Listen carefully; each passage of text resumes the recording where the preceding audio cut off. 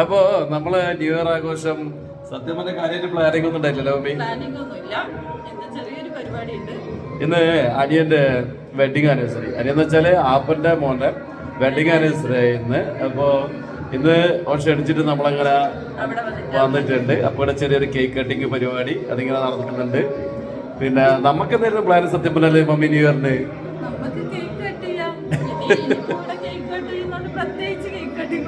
ഒന്നുമില്ല. സത്യം പറഞ്ഞാല് വീട്ടിലൊരു കേക്ക് വാങ്ങി മുറിക്കാന്നുള്ള ഉണ്ടായിരുന്നു. അപ്പൊ അന്ന് ഇടിങ്ങനെ ഒരു കേക്ക് കട്ടിങ് വന്നേ, അതുകൊണ്ട് അത് ക്യാൻസലായി.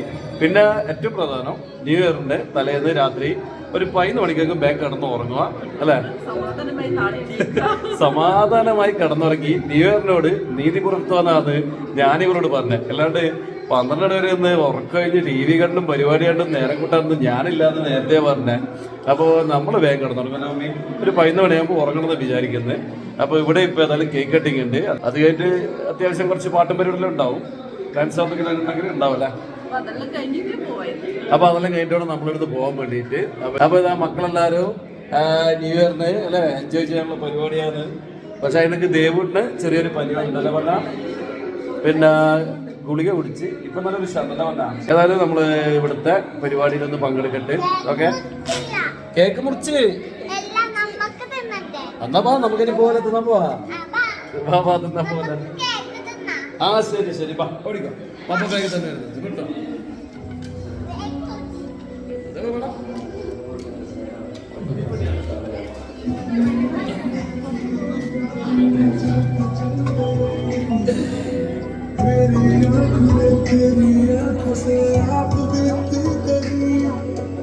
നമ്മളിപ്പോൾ താഴെ ഇറങ്ങിയ ഇവിടെ നമ്മൾ ഒരു വക കുടുംബക്കാരിലും ഉണ്ട് കേട്ടാ. എന്തായാലും ന്യൂ ഇയറിന് എല്ലാവരായിട്ട് കൂടാൻ പറ്റിയത് ഭയങ്കര സന്തോഷം. പിന്നെ ഇതാണ് അനിയനും ഭാര്യയും. അപ്പോൾ കേക്ക് കട്ടിങ്ങിൻ്റെ സമയമായേ. അതിൻ്റെ ഇടയിൽ ശ്രുതിക്കൊരു കുഞ്ഞിനെ കിട്ടിയേട്ടാ. ഇതും എൻ്റെ മറ്റൊരനിയൻ്റെ കുട്ടിയാണ്. പിന്നെ ശ്രുതി കുട്ടികളെടുത്ത ഫോട്ടോ എടുക്കാൻ വിടില്ല. എന്നറിയുക, ഞാൻ സ്റ്റാറ്റസ് ആക്കി ഇട്ടാൽ ഓളെ ചങ്ങാഴ്ചമാർ കളിയാക്കും. എടീ നിനക്ക് 4ാമത്തെ കുട്ടിയായോ എന്നും പറഞ്ഞിട്ട്. അച്ചുട്ടാ അച്ചു ഏച്ചി എടുത്തു. ആന്താ പിന്നെ വരാത്ത ചേച്ചി? നീ കൂട്ടണ്ട ചേച്ചീനാ?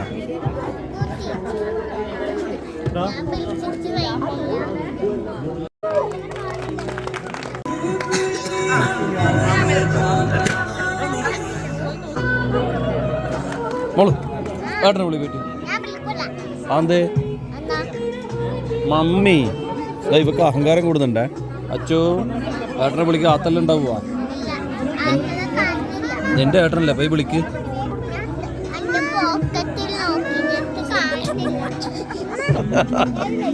ഇത് പപ്പേന്റെ ഡയലോഗല്ലേ? ഇത്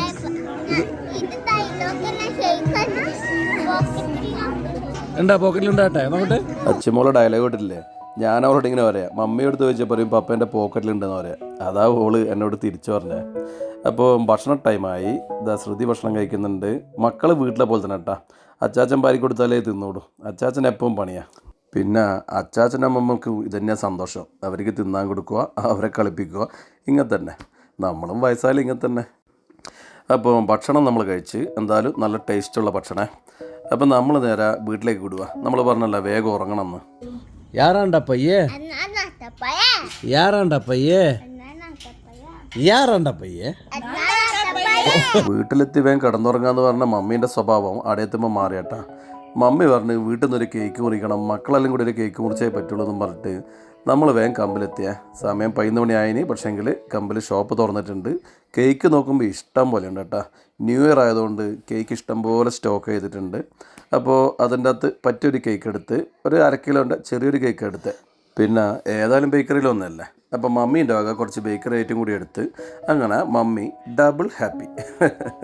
അപ്പം നമ്മളുണ്ടല്ല വേഗം കേക്ക് വാങ്ങിയിട്ട് വരാമെന്ന് പറഞ്ഞിട്ട് മക്കളെയും കൂട്ടാണ്ടാന്ന് ഇറങ്ങിന് കേട്ടാ. അപ്പോൾ ബൈക്കിലാണ് നമ്മൾ വന്നത്. അപ്പോൾ പെട്ടെന്ന് തന്നെ തിരിച്ചു പോകണം, കാരണം മക്കളവിടെ വെയിറ്റിങ്ങിലാന്നേ. അപ്പോൾ തിരിച്ചു പോകുമ്പോൾ നമ്മളെ ഈ വെഡിങ് ആനിവേഴ്സറി വീട് നമ്മൾ പോകുന്ന വഴിക്കാന്നേ. അപ്പോൾ ആടെ നല്ല പാട്ടും കൂത്തും ഒച്ച കേട്ടപ്പോൾ മമ്മി പറഞ്ഞു ബാ നമുക്ക് അതുകൂടി കഴിഞ്ഞിട്ട് പോകാമെന്നും പറഞ്ഞിട്ട് നമ്മൾ ഇവിടെ എത്തുന്നേ. നോക്കുമ്പോൾ കറക്റ്റ് ടൈം ഇവിടെ ഡാൻസ് തുടങ്ങിയിട്ടുണ്ട്. ഈ വീട്ടിൻ്റെ ബാക്കിലാണ് നമ്മളെ തറവാട് വീട്. പിന്നെ ഇതിന് ചുറ്റും നമ്മളെ ബന്ധുക്കളാണ്. അപ്പോൾ ഒരുപാട് ആൾക്കാരുണ്ട് ചുറ്റുപാടും, ഒരുപാട് കുട്ടികളുണ്ട്. അപ്പം എല്ലാവരും നല്ല ഡാൻസ് കളിക്കുന്നവരായതുകൊണ്ട് ഡാൻസിന് ഒരു ക്ഷാമവുമില്ല. അങ്ങനെ ന്യൂ ഇയർ ആഘോഷം നമ്മൾ ഗംഭീരാക്കുവന്നേ. മമ്മി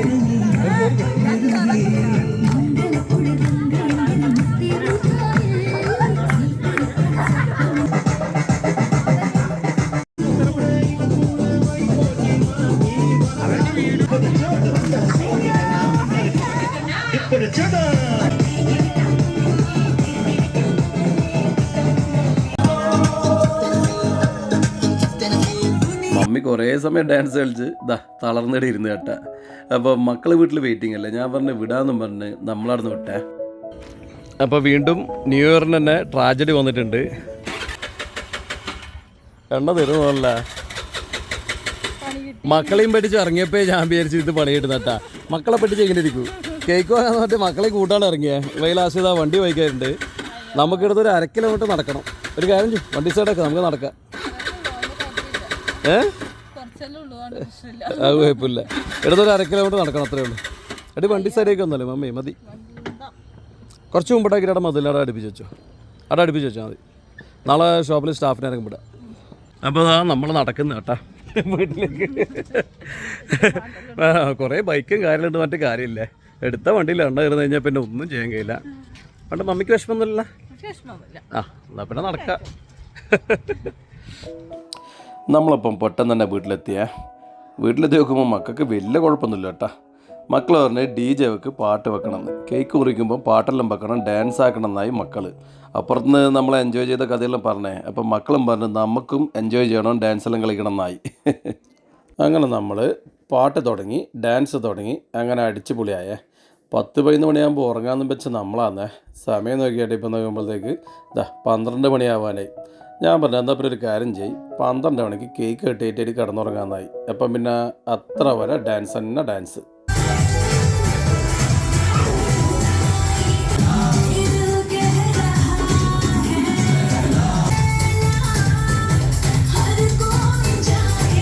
അപ്പോൾ സമയം 12 മണിയായിട്ടുണ്ട്.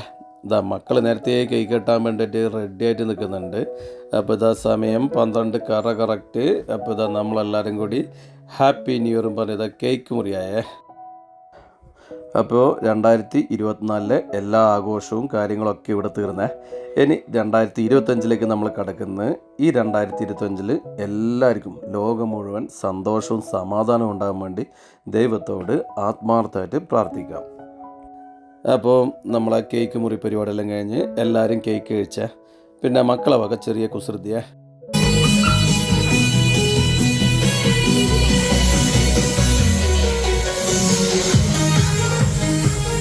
അങ്ങനെ എല്ലാവരും കൂടി നല്ല എൻജോയ് ആയിട്ടുണ്ട് എന്തായാലും ഈ ഒരു ഹാപ്പി ന്യൂ ഇയർ.